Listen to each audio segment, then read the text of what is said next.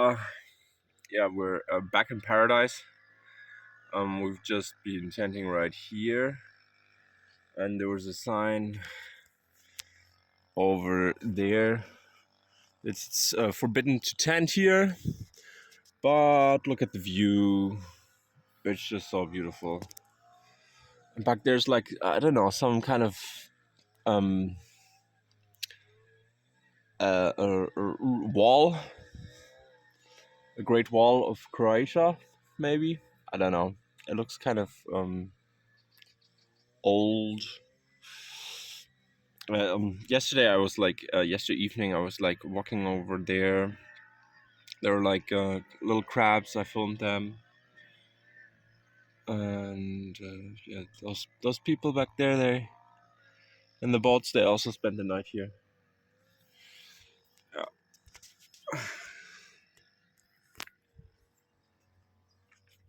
It's better light. Yeah. So don't be afraid if you want to go tenting. Like, we've been on the road for now over a year, and cycling with our bicycles through Europe. And I think we one time took a camping site. Um, it was near Biarritz because friends of ours came there and they were too afraid to do wild camping. But we've been wild camping everywhere, and it's pretty much illegal everywhere. I think in Sweden it's not illegal, but yeah, it works. You just have to hide yourself. There's so many beautiful places out there. Like, the sun literally went down right there, and it came up behind us.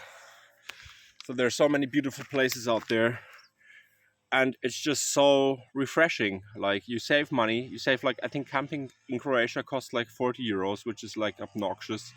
Like, why did they pay 40 euros? Or why should I pay 40 euros to just sleep somewhere? Like, don't be an asshole. Like, take some plastic bags and gather some trash. You know, the plastic bags you get in the supermarket for the fruit, they don't cost anything. Just get some of those, and if there's trash lying around, just gather it. Make the place a more enjoyable place than it was before you came. And don't leave any trash. You know, when you have a poo, dig a hole, cover it with some rocks so that no one steps in it. You know, don't be loud, and like, don't bring loud music. Don't get drunk. Who needs to get drunk when you're out in nature? You know, just enjoy your time. Be respectful with the place. I think we had like 2 times where the police, and I think in Spain, the police came in the morning, and we were like sleeping in. There was like a thunderstorm at night, and so we built up the tent, and yeah, then the thunderstorm came. It rained basically, and there was lightning. And in the morning we were tired, so we slept in like until 12 o'clock.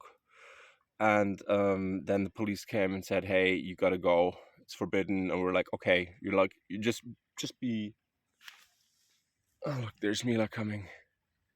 Just be nice to them and respectful, and then basically you won't have to pay a fine, I guess, or chances are you are lower than if you're like disrespectful. And another time in France, we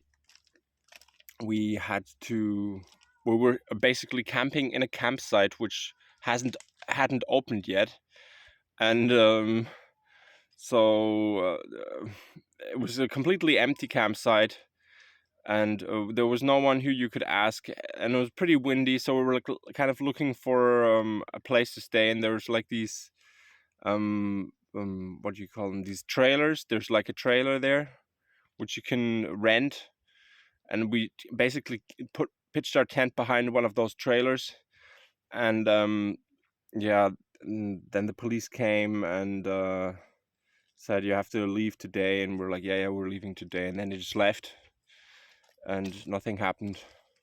So that was also quite nice. And then Morocco, we also had like in Morocco it's different because it's pretty much forbidden to camp as a white tourist, basically Caucasian tourist, in Morocco. It is possible, but you need to camp somewhere where people can see you or where other people are tenting. Like one time we camped in front of a gas station, and the other time we used campsites. Sometimes we camped at the ocean where no people were, and we got caught by the police a couple of times while camping. And like the northern shore of Morocco, there's like military everywhere, so if you want to camp there, it's a bad idea.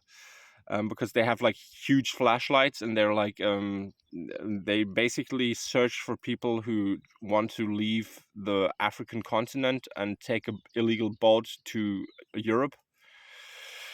And so if you pitch a tent there, chances are they're going to find you.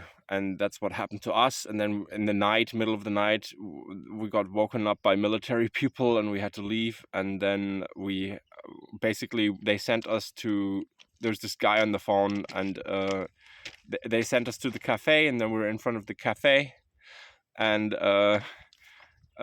so there's this guy on the phone, and he said, and then we went to the cafe, and they said, yeah, you can sleep, you pitch the tent in front of the cafe. And then we did that again, so we pitched the tent again. Like it takes like 10 minutes, but it's like, you know, when you're tired, you're glad to get it over and just lay in the tent. And then the guy on the phone called the cafe and said, like, where are these tourists? And they said, yeah, well, they're sleeping in front of the cafe, and he said it's not acceptable. And then he took me on the phone. He said, no, you have to go to a hotel, blah, blah, blah. And I'm like, where? And then he hung up on me. And then he called again, the guy who he called. And then the guy basically said, okay, you can sleep inside the cafe. And then on the other times, like then we were cycling on in Morocco, and people said don't camp wild because things happen. And then we actually we were cycling along, and then there's a guy came with a bicycle, and he said, here, sleep at my place. And we said, okay. He was a nice guy. He had like 2 children, and he was like genuinely nice. And then we said, okay. And then he said, you're not allowed to pitch a tent. And we said, we know, but sometimes we do anyway. And he said, don't. And then he showed us pictures of like a tourist who got chopped up by a machete. Like it was this total gore picture.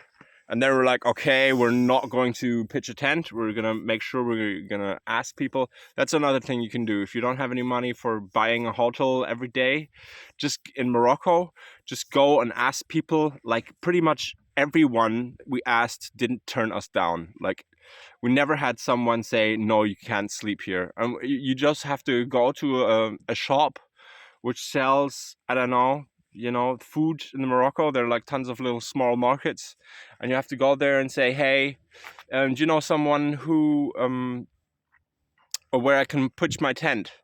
And basically either they send you on to a guy who knows it, or they say yes, of course, and invite you in, and cook food for you, and sometimes even say, here, where you want to go.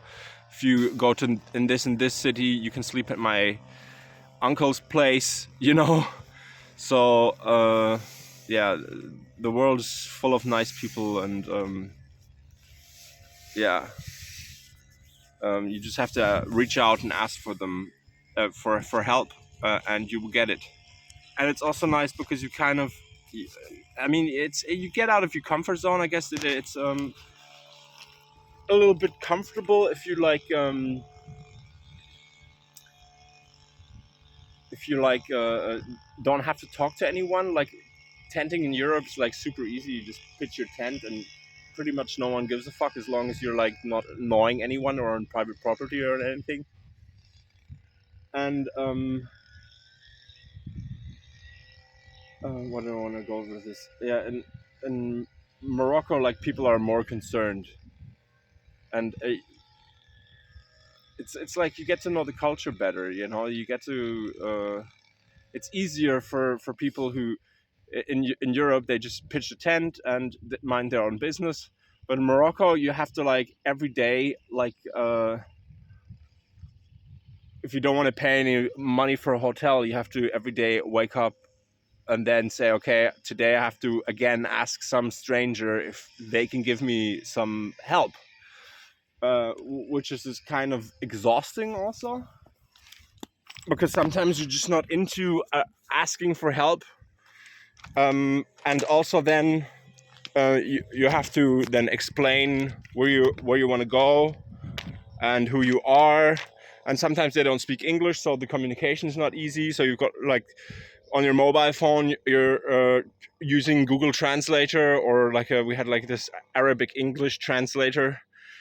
I speak a little bit of French, but in Morocco they speak it was a French colony, but not everyone speaks French, and my French is not that good, so it was like not that great.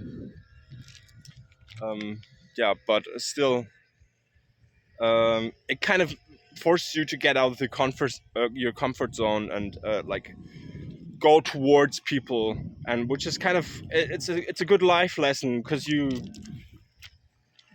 notice that if you really need help, then you can get it, and there are people willing to help you outside in this world. Like most people are nice people and genuinely kind, and yeah,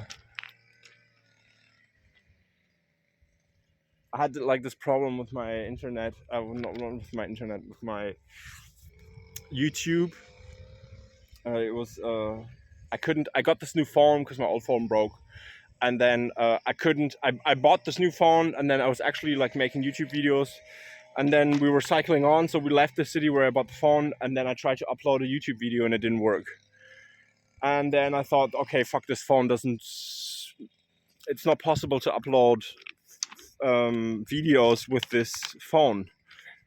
And then I was like, oh, damn, like, because it was a big part of my trip, documenting things in a video and showing videos. And now, like, I don't know, half a year later, I figured out how to do it. Basically, I needed to delete my old YouTube account, and yeah,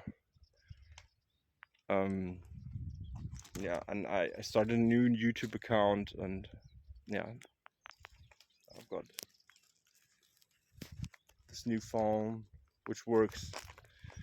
The camera's a little bit better. Yeah, I'm so happy. Yeah. See ya.